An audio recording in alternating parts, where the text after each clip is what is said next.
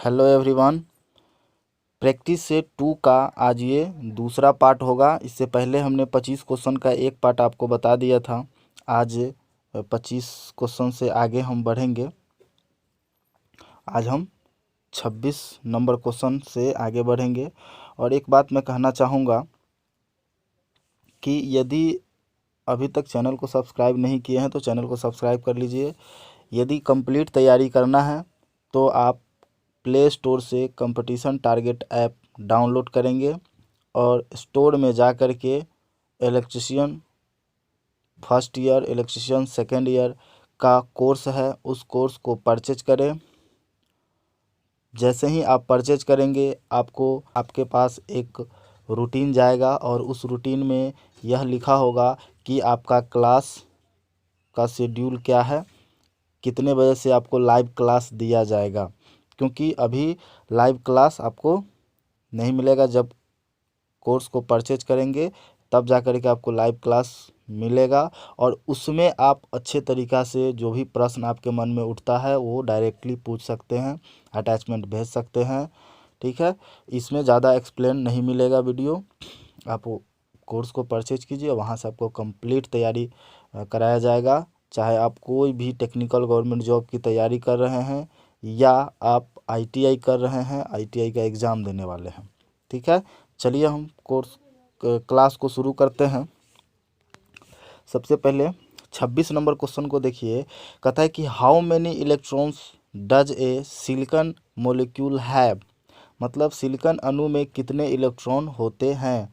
आप देख रहे हैं कि ये एनसीवीटी 2015 में क्वेश्चन पूछा गया है। ठीक है, देखिए इसका आंसर हो जाएगा 14। ऑप्शन बी आपका सही आंसर होगा 14। ठीक है, चलिए आगे के क्वेश्चन। 27 नंबर क्वेश्चन कहता है कि CRO in 250 volt RMS main what is the peak to peak voltage. मतलब क्या है कि CRO में 250 वोल्ट RMS मुख्य AC वोल्टेज की पीक टू पीक वोल्टेज क्या होगा, ये आपसे पूछा गया है। ठीक है, तो इसका जो सही आंसर होगा वो होगा ऑप्शन सी 353.5 वोल्ट्स। ठीक है, 353.5 volts.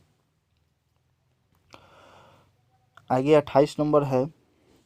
Most of the registers are made using silicon compare to germanium semiconductors because it is. मतलब क्या है कि ट्रांजिस्टर के अधिकांश जर्मेनियम अर्धचालक की तुलना में सिलिकॉन का उपयोग करके बनाया जाता है, क्योंकि यह है क्या है। ठीक है, तो इसका आंसर होगा हमारा high thermal stability. Option C सही आंसर होगा। 29 नंबर क्वेश्चन को देखेंगे। कहता है कि which one of the following oscillation is use for frequencies in the mega hertz range. मतलब निम्नलिखित दोलकों में से कौन सा मेगा हर्ट्ज की श्रेणी की बारंबारता के लिए प्रयुक्त है। और ये भी जो है कि 2018 में पूछा गया सवाल है। ठीक है, तो इसका जो सही आंसर होगा ऑप्शन होगा हार्टली। ठीक है, हार्टले। ठीक है, ऑप्शन सी इसका सही आंसर होगा। 30 नंबर क्वेश्चन है कि the efficiency of a class B push pull amplifier is. मतलब class B push pull amplifier की दक्षता क्या होती है। ठीक है, तो इसका जो दक्षता होगा वो है 78.5%। ऑप्शन बी सही आंसर है।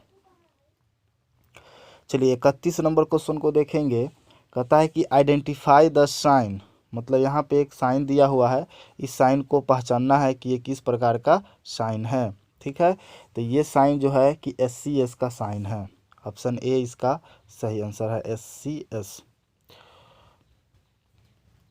32 नंबर क्वेश्चन है dash can be programmed extremely to turn on an intended anode to gate. ठीक है, मतलब डैश को एक इच्छित एनोड टू गेट पर टर्न करने के लिए बाहरी रूप से प्रोग्राम किया जा सकता है। तो इसका जो सही आंसर होगा वो होगा पुट, PUT। ठीक है, इसका आंसर होगा PUT। 33 नंबर क्वेश्चन है कि which gate is also known as universal gate, मतलब किस गेट को यूनिवर्सल गेट कहा जाता है।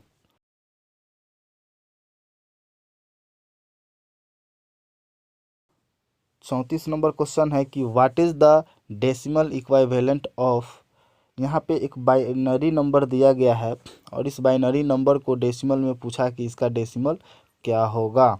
ठीक है, मतलब इसका इक्विवेलेंट पूछा है, तो इसका जो सही आंसर होगा वो होगा आपको 5।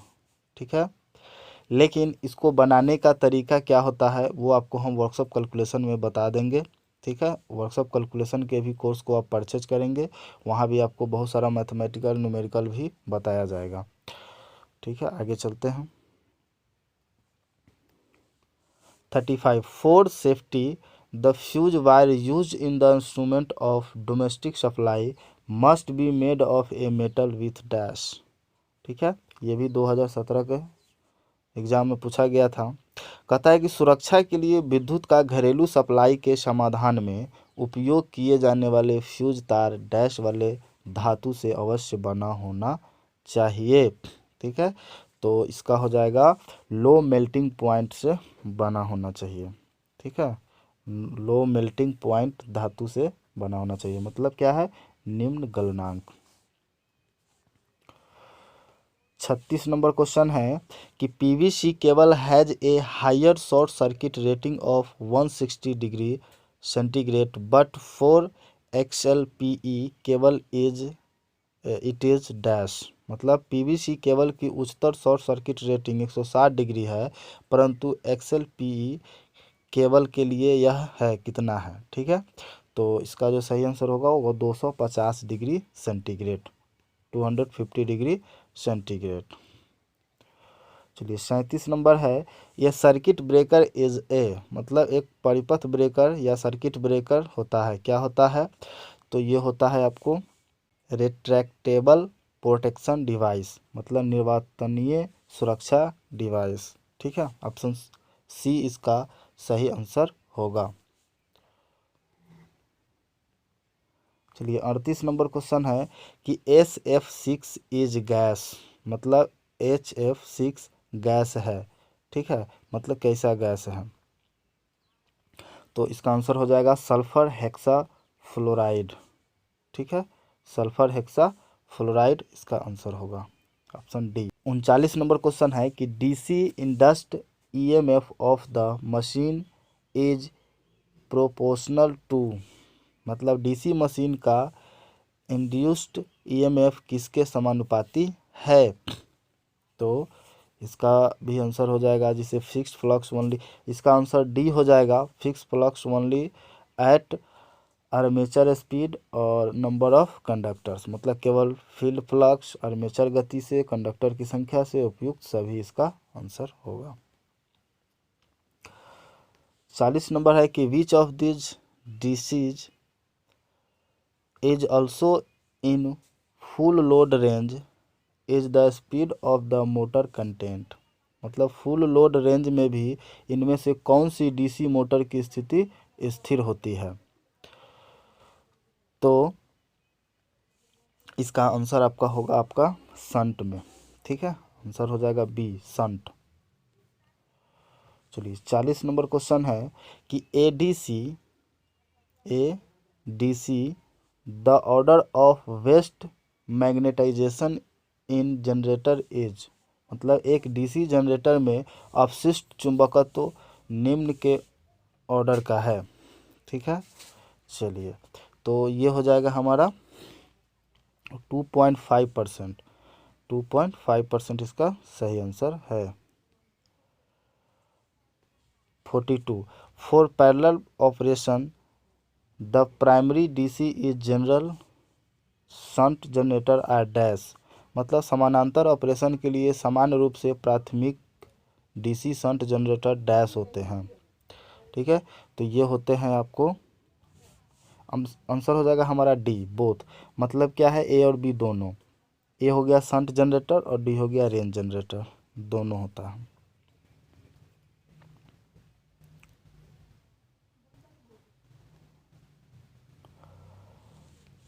43 है which DC motor used flywheel, मतलब कौन सी डीसी मोटर फ्लाई व्हील का उपयोग करती है। तो ये हो गया कॉमुलेटिव कंपाउंडेड, ठीक है, कॉमुलेटिव कंपाउंडेड मोटर जो है कि मोटर फ्लाई व्हील के लिए यूज में आता है। 44 है कि a DC the direction of rotation of the shunt motor can be reversed by mutual exchange, ठीक है, मतलब एक डीसी शंट मोटर के रोटेशन की दिशा को आपसी विनिमय द्वारा रिवर्स किया जा सकता है। तो इसका जो आंसर होगा फील्ड टर्मिनल हो जाएगा, सॉरी फील्ड टर्मिनल नहीं होगा, इसका आंसर होगा डी एदर फील्ड और आर्मेचर टर्मिनल, मतलब या तो क्षेत्र या आर्मेचर टर्मिनल, दोनों में से कोई एक होगा। 45 नंबर कहता है कि the secondary voltage assign to a single phase potential transformer is dash, ठीक है, तो इसका आंसर सही होगा 110 वोल्ट, ठीक है, मतलब कहता है कि एकल फेज विभव ट्रांसफार्मर की नियत की गई गौण वोल्टेज कितना है, तो 110 वोल्ट है। 46 नंबर क्वेश्चन देखेंगे कि what will happen to a transformer of 415 volt slash 240 volt और 1 kVA when it needs a DC supplied with supply, ठीक है, तो कहता है कि 415 वोल्ट या 240 वोल्ट 1 kVA के ट्रांसफार्मर को क्या होगा जब उसे एक डीसी आपूर्ति के साथ जोड़ा गया हो। तो ये हो जाएगा हमारा ट्रांसफार्मर जल जाएगा, मतलब ट्रांसफार्मर कैन बर्न, ठीक है, ट्रांसफार्मर जल सकता है। ऑप्शन सी इसका सही आंसर हो जाएगा। 47 induction type single phase energy motor measure electric energy in dash, induction प्रकार का सिंगल फेज वाला एनर्जी मोटर डैश में विद्युत ऊर्जा को मापता है। तो इसका सही आंसर होगा हमारा किलोवाट आवर, ठीक है, मतलब ऑप्शन सी आंसर हो जाएगा kWh। 48 क्वेश्चन नंबर देखिए dash is a device that measure the insulation resistance of an electric circuit to the earth and its relativity, मतलब एक ऐसा उपकरण है जो पृथ्वी और अपने सापेक्ष को इलेक्ट्रिक सर्किट के इंसुलेशन रेजिस्टेंस को मापता है। तो यह है मेगर, ठीक है, मेगर एक ऐसा उपकरण है जो पृथ्वी और अपने सापेक्ष को इलेक्ट्रिक सर्किट के इंसुलेशन रेजिस्टेंस को मापता है। चलिए, और 49 नंबर है कि हाइट इंक्रीजिंग जॉइंट इज, मतलब लंबाई बढ़ाने वाला जोड़ कौन सा है। तो ये है हमारा चढ़ाव जोड़ या असेंडिंग जॉइंट, असेंडिंग जॉइंट इसको बोलते हैं। चलिए 50 नंबर क्वेश्चन है कि the joint in the frame is, मतलब फ्रेम में लगने वाला जोड़ है, तो ये है आपका डबल जॉइंट, ठीक है, आंसर सी हो जाएगा त्रिजीवी जोड़, द्विजीवी जोड़, डबल जॉइंट। तो दोस्तों ये रहा आपका प्रैक्टिस सेट 2 का, ये टोटल क्वेश्चन हो गया 50 क्वेश्चन। अब अगले क्लास में आपको प्रैक्टिस सेट 3 कराया जाएगा। तो आज इतना ही रहने देते हैं, फिर मिलते हैं अगले वीडियो में। So thank you.